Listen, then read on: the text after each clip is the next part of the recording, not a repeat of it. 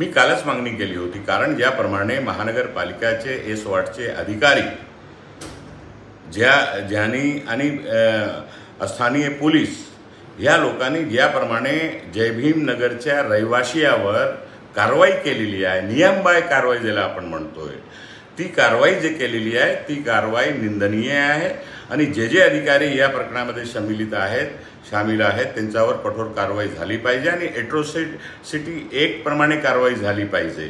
कारण गेल्या 25 वर्षापासून राहत असलेल्या मागासवर्गीय समाजाची तो वस्ती आहे, त्याच्या नामच जय भीमनगर आहे आणि या समाजामध्ये आम्हाला या विषयावर राजकारण करायचं नाहीये, परंतु ज्याप्रमाणे एस वॉर्डचे अधिकारी पोलिसांचा संरक्षण घेऊन स्थानिक नेत्यांच्या हातमिळवणी करून ज्याप्रमाणे गेल्या 25 वर्षाची वस्ती 500 ते 600 लोक तिथे राहत होते, त्यांना बेघर करण्याचं काम जे बेजबाबदारीपणे केलेलं आहे त्यांच्यावर कठोर कारवाई झाली पाहिजे। ही भूमिका आम्ही सर्वांनी घेतलेली आहे, कारण ही जी कारवाई झालेली आहे ते नियमबाह्य आहे, कायद्याला धरून नाही आहे। महानगरपालिकाने कुठल्याही प्रकारचा नियम फॉलो केलेला नाही आहे, कायदा फॉलो केलेला नाही आहे।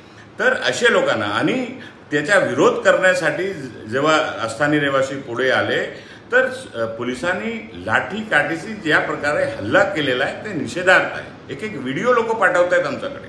काल मी दिवसभर तिथे होतो, मला सुद्धा स्पॉटवर जाऊन द्यायला तयार नव्हते, मला सुद्धा तिथे अडवण्यात आलाय। ते आमच्या मतदारसंघाचे लोक आहेत, 5-5 वेळा त्यांनी मतदान केलं आहे, मला माहित आहे, त्यांच्या मतदार यादीमध्ये त्यांच्या सगळ्यांचं नाव आहे, तरी सुद्धा त्यांना अचानकपणे येऊन आणि डेमोलेशन करून त्यांना बेघर केलेलं आहे। भर पावसाचा महिना सुरू झालेला आहे, आता फुटपाथवर 100पेक्षा जास्त परिवार तिथे राहायला मजबूर आहे।